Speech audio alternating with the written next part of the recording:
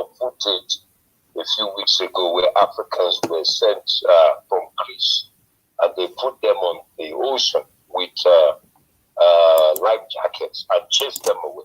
I said they should go and die in the sea. You know what is painful? None of these things, even your brother, your cousin, Mr. Malema, he doesn't talk about it. And no African leader says anything. So I get very irritable when people are tweeting things that don't have any impact on our people. So we have a lot of work to do. President Buhari, on Nigeria's 60th anniversary, he said this. He said there's no reason why the price of the pump price of petrol in Nigeria should be cheaper than in Saudi Arabia. But forgetting that Nigeria has 100 million people living in abject poverty, and the minimum wage is less than 1,000 rand a month, and they can't even pay. So we have a crisis of leadership in Africa, and there's no evidence that any politician, whether they're in opposition or they're in the ruling party, there's no evidence, even in the slightest, that they know where we're headed. And that's why we're in a serious problem with COVID-19 that has decimated our economies. And now a lot of people can't even, in South Africa, over 2 million people have lost their jobs in the last quarter. It's a very bad situation we're in. So we want realistic conversation about the Africa now, not the Africa of 2060. So that is my view. Yes, sir. So, in conclusion about that show on Malema, let's go to the show. Yes. So what are your key points there?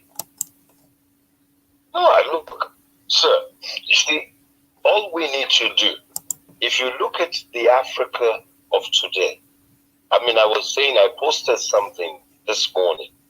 There's a group here called the Nigerian Citizens Association of South Africa. They call it NICASA. And one of the things I tell them every day is that the fundamental concerns that South Africans have about Nigerians, human trafficking, drug dealing, and so on, that those issues for which those attacks were launched at Nigeria, specifically in September last year, started on August 27th, those issues have not been addressed in any way, shape, or form. And if Mr. Malema is ready to sit with us, I have proposed an all-Nigerian conference where not only Nigerians and South Africans should sit in that conference, but other Africans to look at the problem of Nigeria. If we keep quiet about tyranny in Nigeria, then tyranny in Zimbabwe will happen, and we will be surprised and we'll start saying Zimbabwe lies matter. Well, how did we get to the point where Zimbabwe lies matter? When Nigerians are killed every day, or arrested or jailed, Zimbabweans don't say a word. When 30,000 Nigerians are murdered by Boko Haram, I don't see any activism on the part of Zimbabweans. When those girls were stolen in Chibok, it was South Africans that led the march, women. And I had to join them in 2014 to go to the Nigerian consulate. So my view is simple. Any politician that tweets with the regularity of the likes of Donald Trump, Malema, and so on, they must come to the shop floor and start looking at the issues that affect the people that they say they love their country so much. If they're missing, we will not take them seriously. That's how we relate. We're not excited about tweets. Even Twitter is not owned by a black man. Isn't that an irony? Twitter is not owned by a black man, but Ngozi Okonjo-Iweala is excited she's sitting on the board of Twitter. Isn't that sad? Mm-hmm. Yeah. So we need to reimagine ourselves. If a Nigerian is a refugee in South Africa, when we have 2 million barrels of oil a day, it is a disgrace. If Zimbabweans are running away from their country after 40 years of independence, 50 years after Lancaster, it is a tragedy. It is a tragedy. I think Lancaster was in 1980 or something. So we have to begin to ask critical questions of ourselves. If the AU does not adopt a single language, whether it's Shona, Ndebele, Igbo, Yoruba, Wolof, they're using Portuguese, They're using English and French and Arabic. The only African language they're using there is only significant in one region, which is Swahili, maybe parts of the DRC. So when you go to the AU, you cannot communicate with anybody in an African language unless you speak Swahili. And then people tell us Africa 63. And then Malema says it's more Pan-African than us. That I've lived in Ghana, I've been to Zambia, I've been to Botswana, I've been to Namibia. I take the risk and go to Togo. And while I'm loading containers in London, 20 containers, I fall and lose my front tooth because I want to take business from a rich country to a poor country because of euphoria. This was 1998. Where was Malema in 1998? I was in Togo, doing business on the street, selling things that I bought in a £1 shop on Kilburn Road. 1998. Mandela was still president when I was moving containers to Togo from London. You know, it doesn't make any sense to carry things from a rich country to a poor country. Finish goods, it makes no sense. So that's the reality for us. We're not excited about tweets. We want Malema to go to Nigerians who have been killed, the widows of the xenophobic victims, and say, look, you know you're now a widow. What is your situation? You don't even have a job. We will help you. We have 44 members of parliament. If each one gives you 20 rand a month, you will have about 1,000. Do you know that I was the one who helped this lady get, there's something in South Africa they call the grant, the basic whatever grant or something. It's about 400 rand. A South African woman whose husband had been murdered by South Africans in Rustenburg and beaten to death and set alight in 2018. I think 2018, yeah. I had to seek this woman out because the death of her husband coincides with the birthday of a Nigerian lady who's a significant lady in the community. So she wrote a poem about this guy and how his death has been meaningless because nobody cares about him. So I asked her to give me the context of the family, only to find out that the widow has two boys for him, Ezindu and Nonso. So the man's elder brother pays their school fees, and that's all he does. So the welfare, the clothes, the women's livelihood, nothing. So they had to move from Rustenburg town to a place called Boitikom. So when I Googled Boitikom, I found out that it was the most dangerous township in the Northwest Province. So many deaths, murders, and so on. I was so worried about the safety of those young boys. So I sprang into action. And within a week, we had gone there. It was Freedom Day. We went there last year. And then we took the women and daughters to Johannesburg. We had to move her around and try and raise money. I didn't see Malema doing anything for them. So I'm very clear.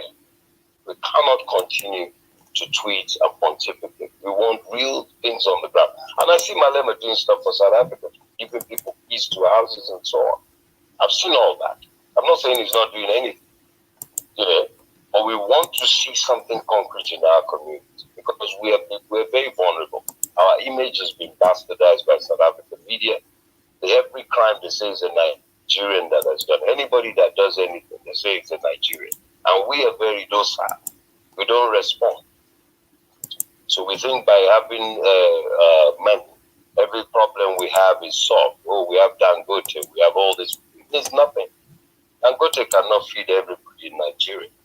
So that is our problem. It's not that we don't like the CIC. I set up the EFF Africa page on the EFF Africa Nigeria. Why did I set it up? Because Malema was saying positive things about foreigners. But it's not enough. It's not enough. I can say the nice things about Zimbabwe. But what do I do for Zimbabwe? That's what matters. What do I do? What's the evidence? That's how I see leadership. Yeah. So we have to continue the debate. There's no end to the conversation about how we as Africans should hold each other's hand. When we have Zimbabwe in 1980 and Bob Marley played there and it ushered a new ray of hope because Zimbabwe went through brutal guerrilla war to be able to get in there. We were lucky. We didn't have to suffer like Zimbabweans had to suffer, South Africans had to suffer. We didn't suffer much in Nigeria. But we started killing each other. Within 6 years, we were at loggerhead civil war. So maybe we should have suffered and died for our independence. Maybe we would have taken it more seriously.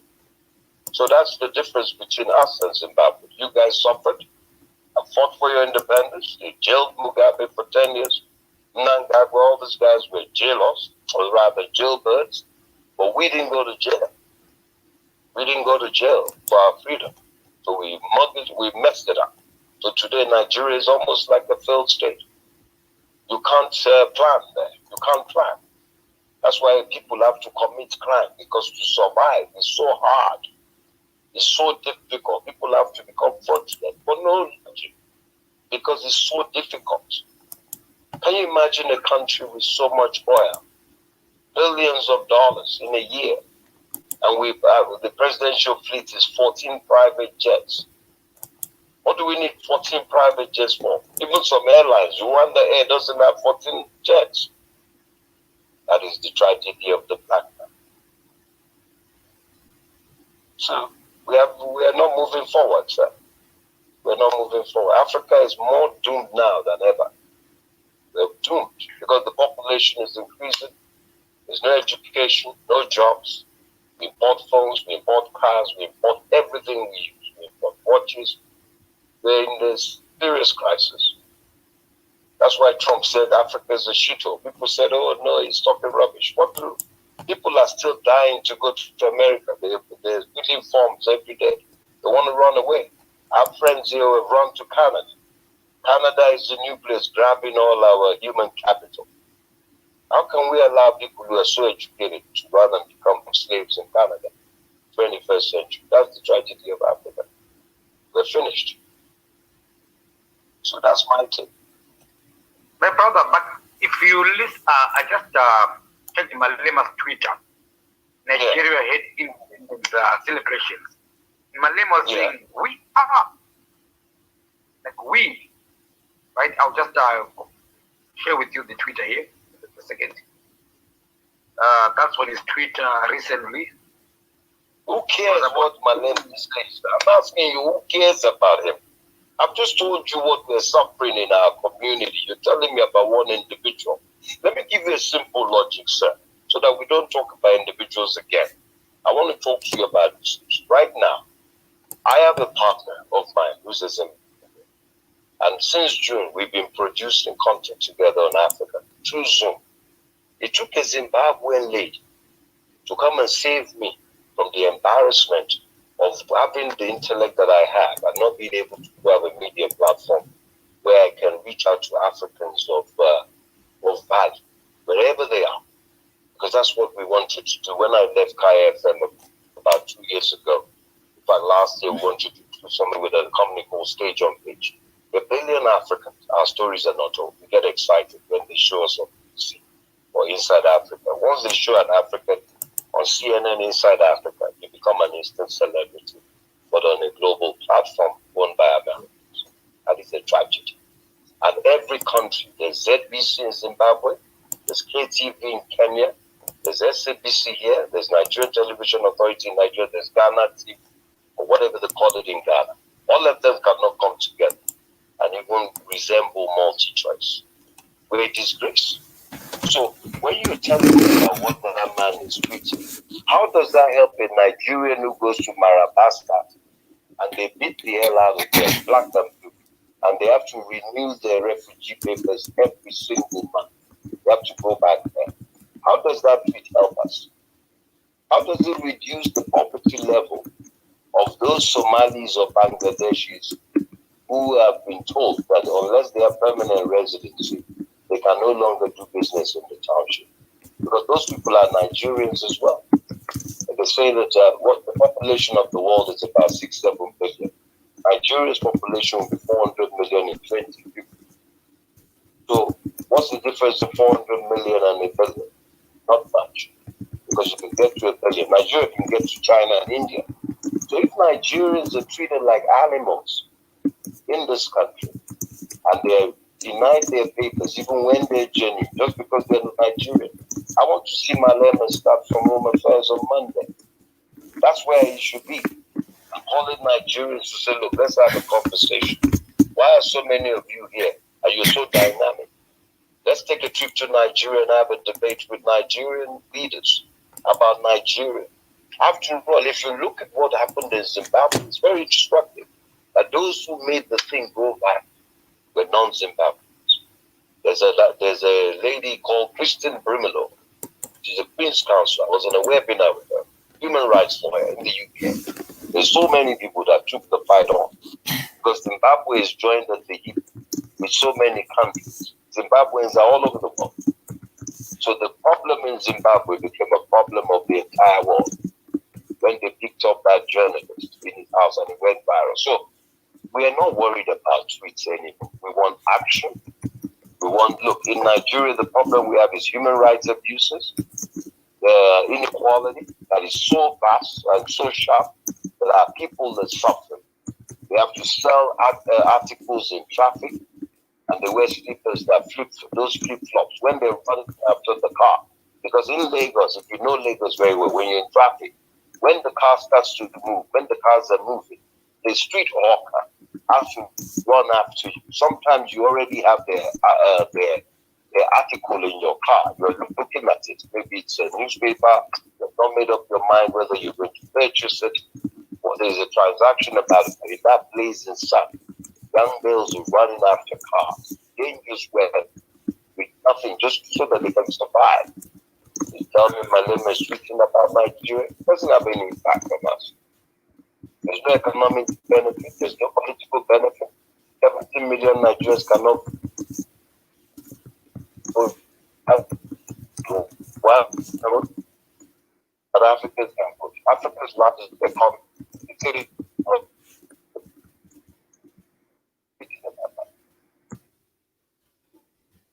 My brother, Mr. Mawe, can you please share with him the Twitter from Grace Malema?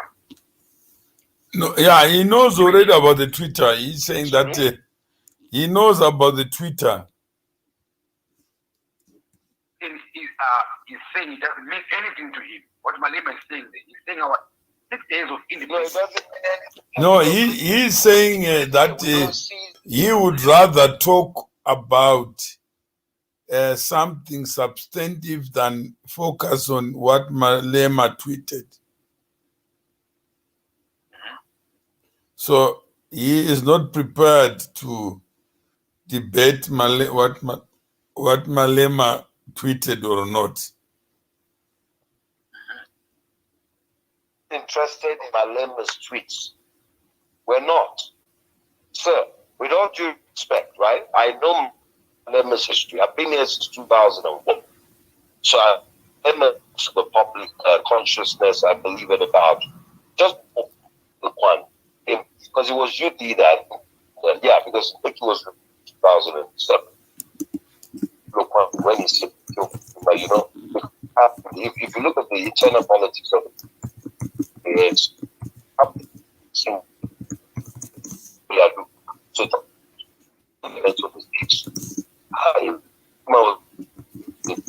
my president out there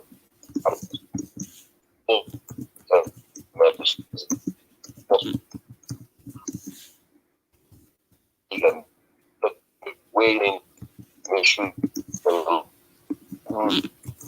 now people who are much older the same problems, the same it's like Parliament and so on.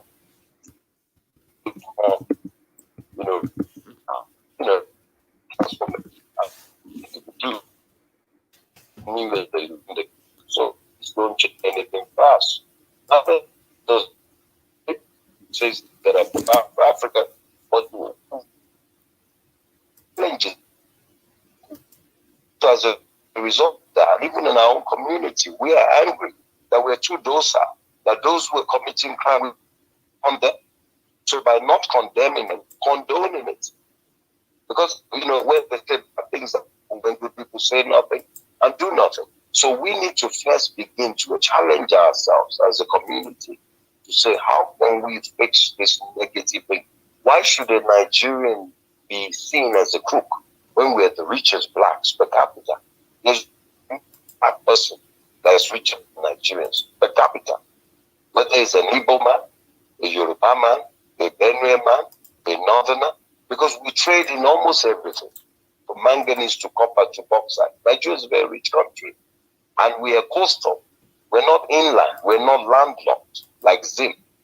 You understand? We have ports all over the country, even in Port Harcourt, even in Onne. There are ports all over the country in the south. And the north that is landlocked, they still have key countries like Chad and Cameroon and Niger Republic. And these countries are also rich in one thing or the other, uranium and all that. So we're very lucky. But we have had bad leaders. And that is why I'm saying to you, sir, that I don't want to discuss the content of any politician's tweet. I want to discuss the substance of the tweet.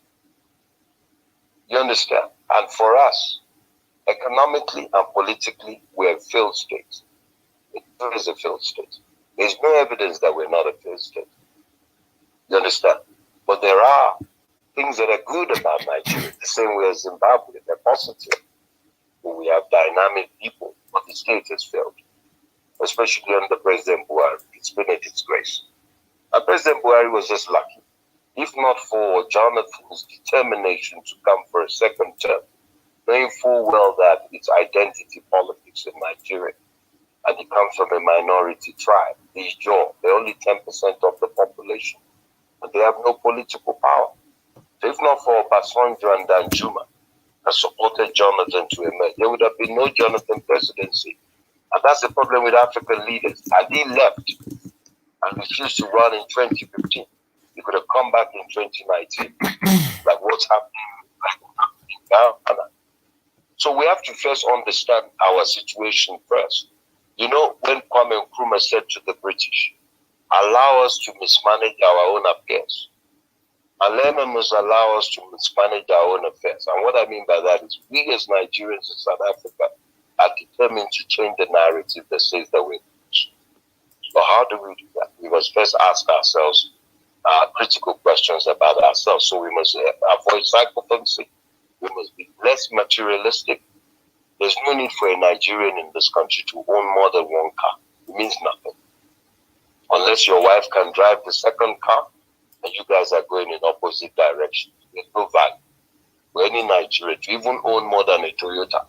Because we should copy the Indians, rather make the car than be buying them. So we want to learn from the Indians and Chinese, because we're a third world country. China used to be poor until Deng Xiaoping and all these guys opened everything up. And they were making it goods at one time. Now they can make the best of it. So, and Nigerians, we have scientists, we have doctors, we have lawyers, we have bankers, we have everything. We have even pilots, we have everything. So why should we have the worst image? Our image is even on the same level with Syria and Afghanistan. Why? So it's not about Malema, sir. It's about we must be the ones that will change, not somebody coming to now give us some kind of endorsement. We don't need the endorsement. But when those attacks happened, we needed all the support. But we didn't get it. When they refused to compensate Nigerians whose properties were burned down, nobody came out in our defense to say, what kind of nonsense is that? And when they were repatriating 601 Nigerians in 2 messy flights, I didn't see Malema at the Nigerian consulate. I was the one going to give bread to the children and the women, and I had to be spying on the men so that the men don't approach me. But they still caught up with me and said, what am I doing giving only women and children food? Because everybody's hungry. So we had to come to a compromise. This was September last year. Where was Malema? He was not there. You know, so we know what we're talking about. Mr. Mawere would tell you, even in 2005, at the height of the crisis in Zim, we were part of the solution. We were very involved in our own little way. And when the United Church, the church in town, when Zimbabweans were lying down on benches and sleeping on the floor like sardines in the floor, we were there. We didn't run away. So we are part of the solution. not the problem. And we're not ready to listen to politicians anymore. They don't have any solution. They have no solution. It's us that are going to fix the problem. Civil society, technocrats, and thought leaders. The politicians have not helped. But they make a lot of noise. And they get paid very well to be in parliament, to be in cabinet. We're not interested. My brother. Yes, sir. Well, I hear my brother. And if I look at Grace Malema, he's saying, I have a solution for Africa. He doesn't have it. Not even in my hand. He doesn't, sir. You know why I'm telling you that he doesn't have it? Look, sir, let me tell you what happened recently. There was a video that went viral, right? That's how the hashtag Nigerians Must Fall started. It was about 3-4 months ago. A video, 5 Nigerian boys in Durban. There was a naked young South African, a lady of the night maybe, she was dancing. The video went viral. And they said, hashtag Nigerians Must Fall. Then there's another hashtag, put South Africans first. And then there was a march to the Nigerian High Commission. And they said that we must go. Then they joined Zimbabwe into the matter. Now, as far as we're concerned, these are very scary things that happen. But we have not seen. There should be a deliberate effort on the part of Mr. Julius Malema to invite us as Nigerians. Many of us are permanent residency. Some of us are naturalized. You should invite us. That as the EFF, they're concerned. Because they have this Pan-African vision, that they are concerned. When anything affects one, it affects all of us. When they hear hashtag Nigerians Must Fall, by now the EFF, the same way they jumped up and down when Clicks was complaining about the adverts, about women's hair, black women, they jumped up and down. Everybody saw them. The same way they did for George Floyd. They went and knelt down somewhere. No, sir. No, sir. Look, I was born in 1966, not 1996. I finished my university in 1988. I could have finished in 1986. I missed 1 year in secondary school, and I did lower form. You know, lower 6. I didn't do upper 6. So I spent 6 years in secondary school, and an extra year, 7 years. That's why I finished secondary school in 1983.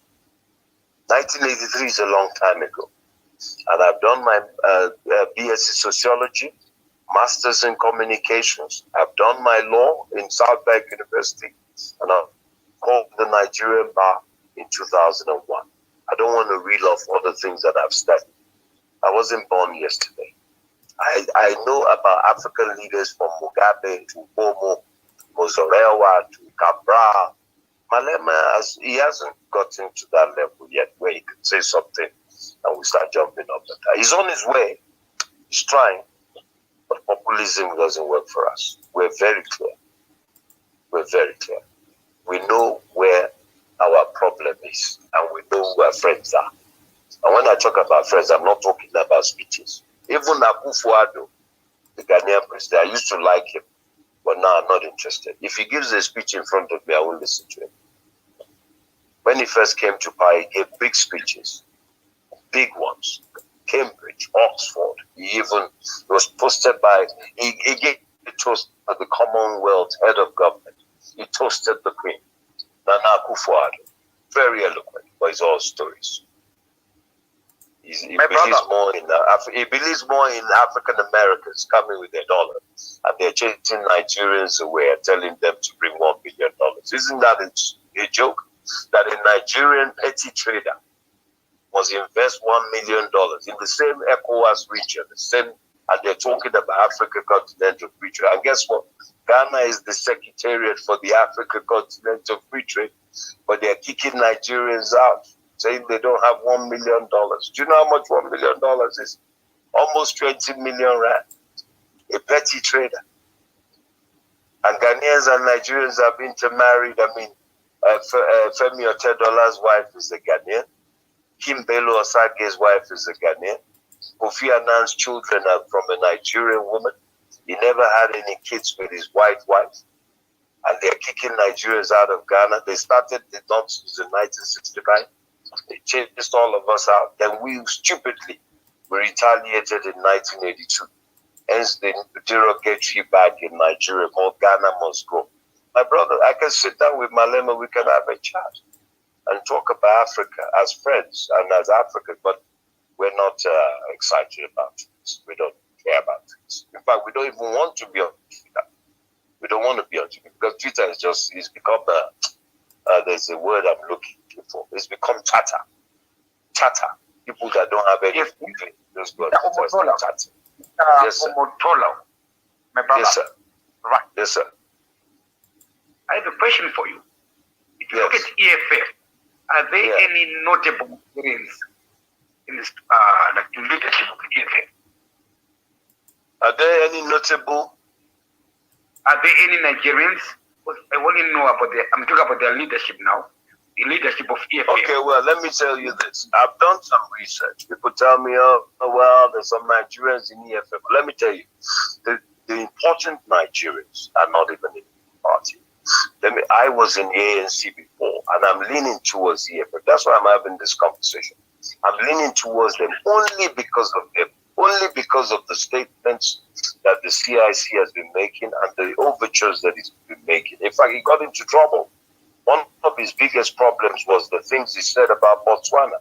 That's how he lost his, that's how they kicked him out of the ANC. His biggest problem was when he started talking about Botswana under Ian Kama. That's how he got into big trouble. He didn't get into trouble for the other things, but cumulatively, when he then spoke about Botswana, they felt he had embarrassed the country and the party and so on.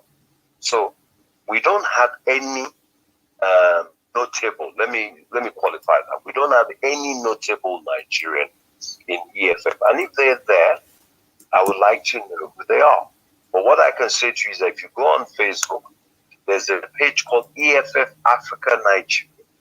I gave instructions to one of my associates who set it up in December last year because of even I watched the last conference that they did at Nazareth.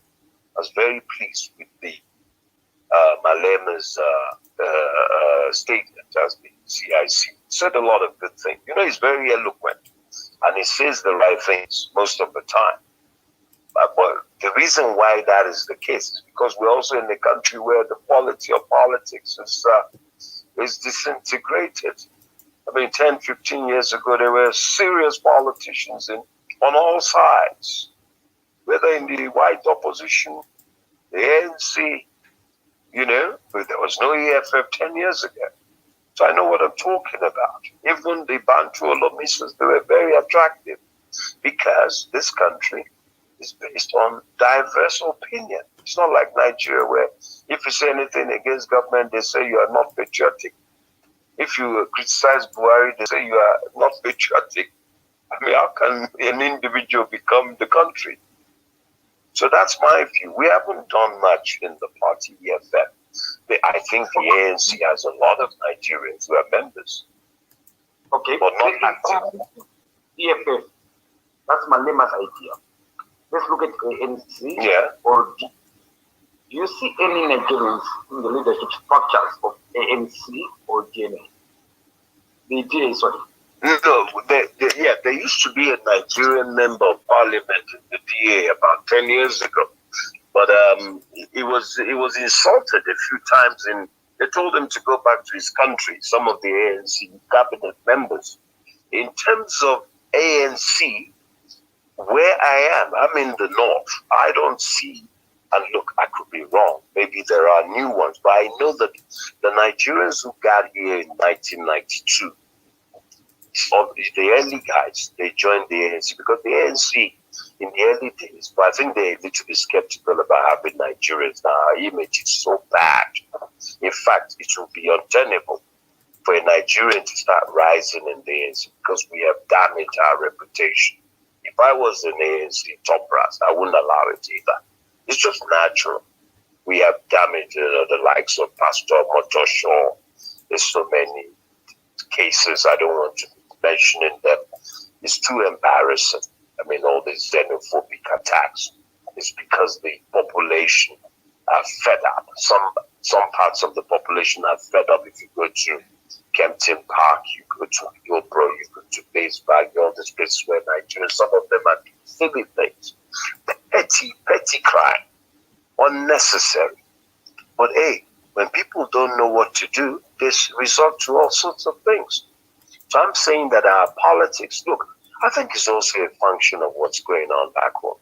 If you come from a country with failed politics, you cannot go out and do extraordinarily well. But having said that, in Europe and America, Nigerians are flying. So I set up a group called the 12 Disciples, where 12 of us, 10 Nigerians, 2 Ghanaians. The 2 Ghanaians, 1 female, 1 male. The 10 Nigerians, 4 females, and 6 males. I think, yeah. 4 females and 6 males. So we're 7 males and 5 women. 4 of those disciples are counselors, and they're all Nigerians. 1 in Belgium, 3-term, in Ostende, 1 in Medway, Kent, a female, 1 in Southwark, Labour Party, 1 in Medway, Labour Party. The 1 in Ireland is in Finnefo, which is Fine Gael, rather, the ruling party, Fine Gael, and then the 1 in Belgium is the Green Party, and then the gentleman in Canada was a candidate for local government for a party in Nigeria called ABGA, the All Grand Party Alliance, which is in bed with Buhari's party. They're from the southeast of the country. So a faction of the ABGA joined with Buhari's party and Tinubu's party to take power from Jonathan, my party, PDP. So I'm a member of PDP. But even in South Africa, PDP, I want to run for chairman. They don't want me. We're still playing tribal politics. It's fun. So yeah, I set up that group because I wanted to deepen diaspora political participation across diaspora, because we're tired of being in blocks. So you see people doing well in the US, they're doing well in the UK. In South Africa, Nigerians are not mainstream. And then when somebody wants to go into, let's say, ANC, he finds himself being the only person in one branch. How are we going to make progress? So that is my take. We are not visible in the media. We're not visible in politics. But we're visible in churches. We're visible in commerce, informal sector, and the doctors and so on. But that's it. We have not integrated into the South African political economy. That's my take. Okay. Many questions to my brother. Julius Malema. Sorry, sir?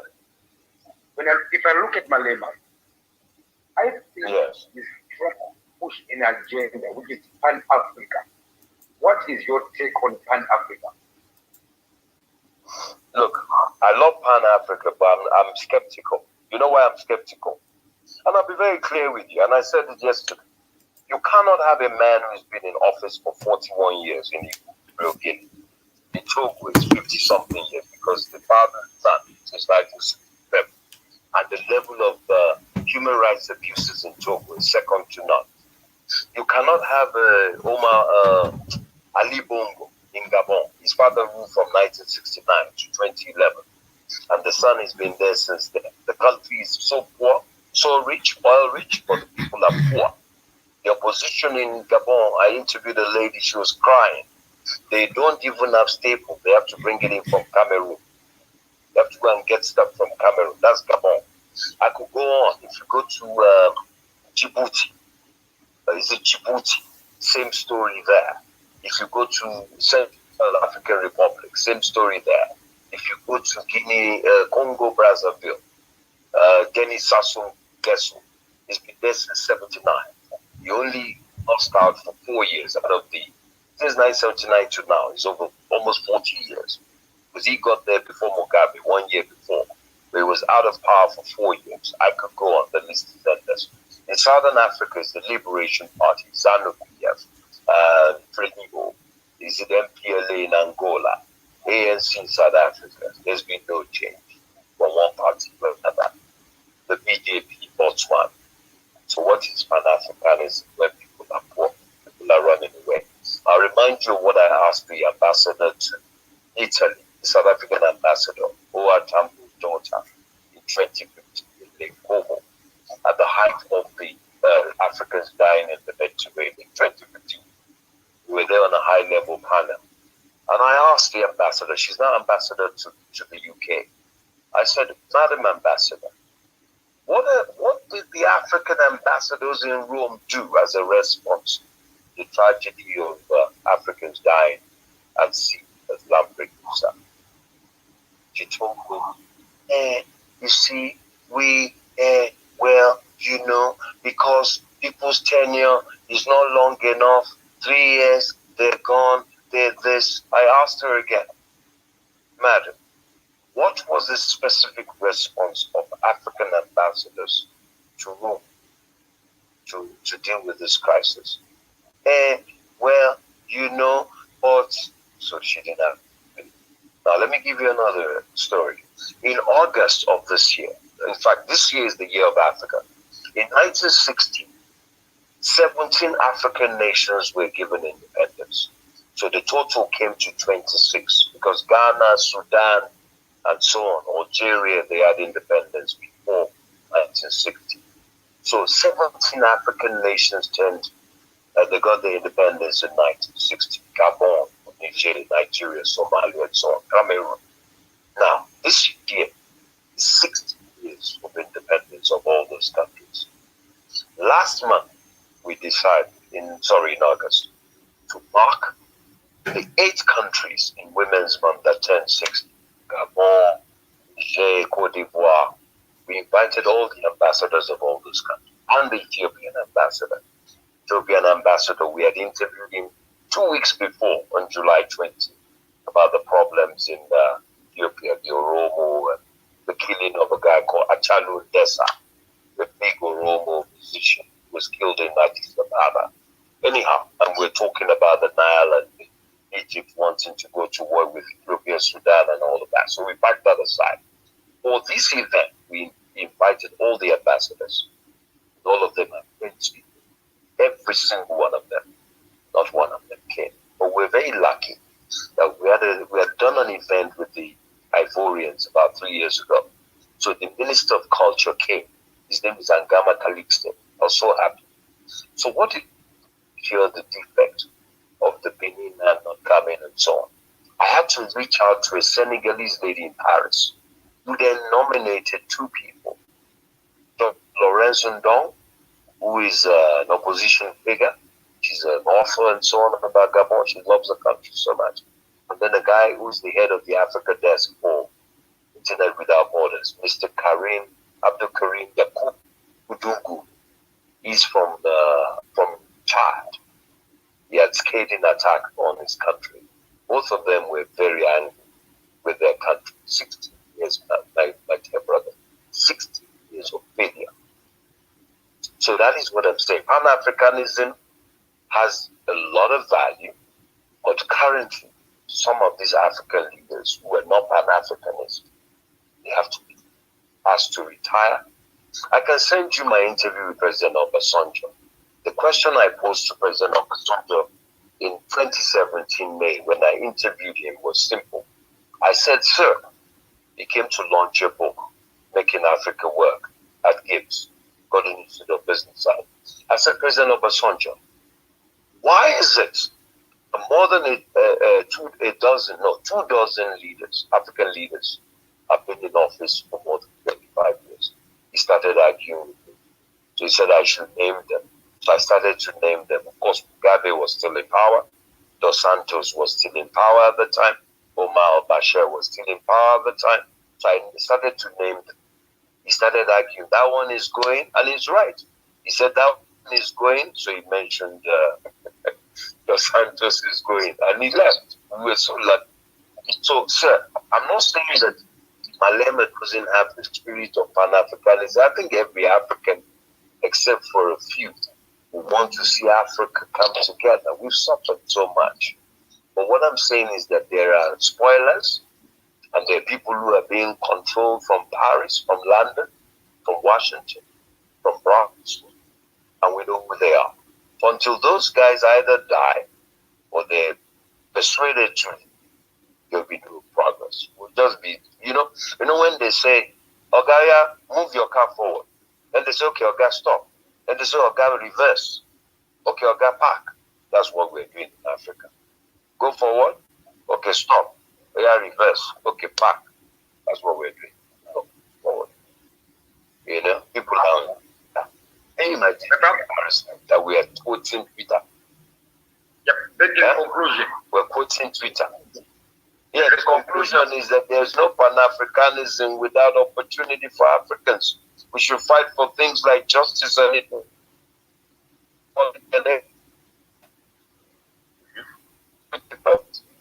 Cannot be jobs. Women are being raped. The gender-based violence. You cannot rich people sleeping in coffin. Hush puppy going to Dubai and being arrested in Nigeria. They arrest them like cattle, take them to America in the 21st century. Isn't it an embarrassment for your own citizens of your country to be arrested in a third country and taken to another country to be prosecuted because they don't trust you to prosecute your own? Because if that hush puppy goes to Nigeria, he'll be running for senator because he has money. Let's deal with the issues. Let's stop talking about Pan-Africanism. Doesn't mean anything. It means nothing. It meant something when we're fighting against colonialism, when they set up the OAU and we're in bondage and we're slaves. But now that we're free, and look, from my bedroom, I can do what I like. I don't need to consult anybody. But Pan-Africanism is not alive and well. If xenophobia in Ghana and everybody, if I go to Zimbabwe, and I'm sure if I don't speak Shona in some places, they might, and they know I'm Nigerian, it will become a problem. That's the reality of Africa. We're not serious. We're not serious. We like slogans. Globalization, Africa continental free trade area, this and that is all stories. Borderless Africa is all stories. Because the people saying it don't mean it. If they mean it, when there's xenophobia, you see the AUJ will be here in 1 hour. Just get in his jet and say, what's going on here? Why are we having this? This is going to damage our relation with other countries. We're trying to pull you together. Like what I'm trying to do in the Nigerian community, I said we cannot afford to be tribalistic. My wife is Igbo. I grew up in the north. Why should I be? My wife goes somewhere they're talking about Yoruba stuff. 21st century. Who cares whether I'm Yoruba? My passport does not tell which tribe I am. It just says where I'm born. Like Harare or Toronto. It doesn't say Shona. Does your passport have Shona in the belly on it? I've seen a South African passport with Zulu or Beti on it. But we're still thinking like in Beti. And we're thinking in Zulu and Ijebu and Yoruba and Hausa. That's why I'm saying Pan-Africanism would not work. It's a joke. This time is over. You can talk about it. It's sexy.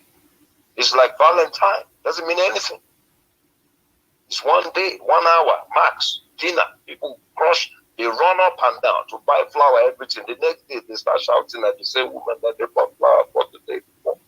Let's stop all this nonsense and focus on the real thing. Security. Human security. Human trafficking, we reduce it. Rape. Treating women like slaves. Men all over. You're not even talking the fact that 55 men are leaders of Africa.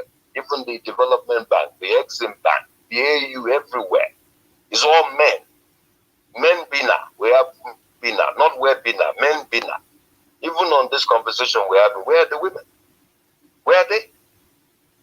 So, what are we talking about? You watch CNN, all the anchors, Wu Blitzer, all these people, they are men. Anderson Cooper, the brother of the New York, whatever.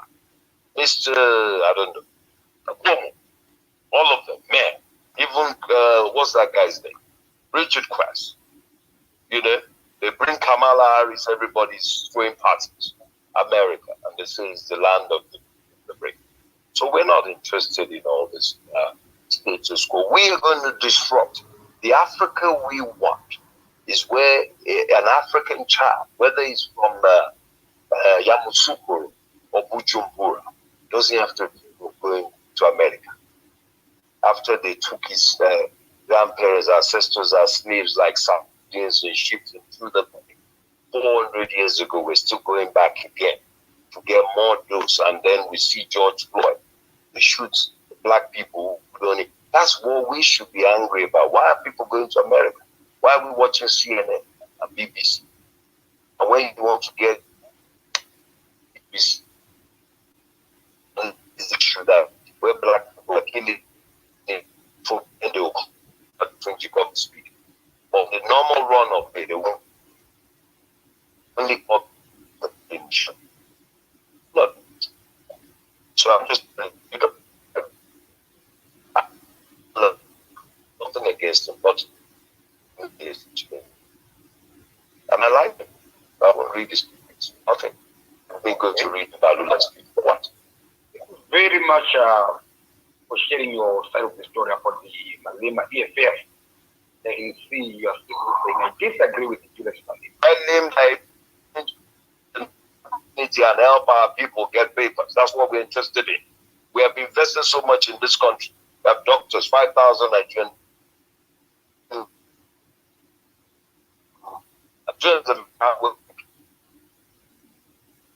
As an home affairs, use the despondency of our people, yes, and his party to change the narrative about Nigeria. Even send some people to Nigeria. We'll rehabilitate them when they go home. But not to be teach them. So thank you very much, my brother, and I hope to engage with you again, and hopefully soon. No, we must do this as a, we must do this as a series. It's a constant conversation. Africanism will only work on that, tell each other the truth. It's like husband and wife, I have to be honest.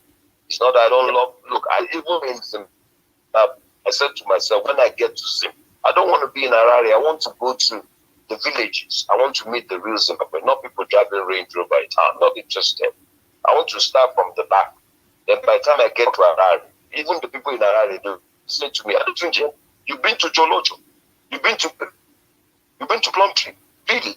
They won't believe it because they expect me to come and sit and be smoking cigars and to kill one with the elites. I'm not interested in that.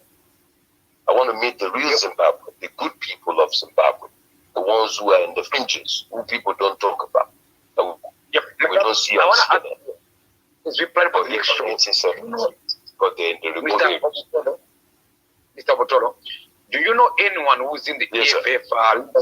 Do you know anyone? So that next show, if you can bring someone who's in the EFF leadership, that would be good. Look, the EFF is not hiding. I think most of the top brass, I think from Buiseni, they changed their top six now. I think they brought in Floyd and Malema, the two that remained on the top six. But I can get the spokesperson or the congressperson. I can get them. I mean, they're not hiding. Their offices in Braamfontein. We can get them to come and tell us how deep the love for Africa is. This schedule show, what I can say is, let's do it this way. If you can get in touch with their spokespeople from EFM, that would be interesting. Yeah. That would be great, so that we can engage with them. What I would do is, if I can, what I would do, that be proactive. So what I would do is that if it runs out, I'm going to send Mr. M the contacts of 3 or 4 people in the base. And so whoever we need to talk, because it's top 6, and there are 3 men there, 3 men. Yeah, people can get any of those with and the CIC would do, because it's good for the women also to start stepping up in the EFF like they do in the ANC. The women are very powerful there. Dealing with the women in the EFF, that's what it will be. Even if we get any of. So, Mr. Mawere, here's the thing now. We have planned, my brother is going to maybe get someone from the EFF structures to come to our show here. That'll be beautiful. Okay. Yeah. my look, it's not easy. We and the prayer that I had is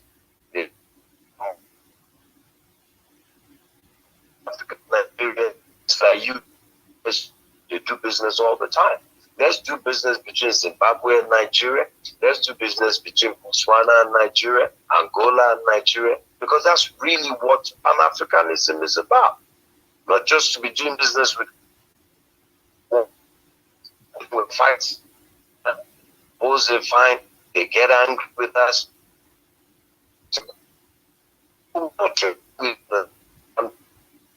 It's almost like they do that.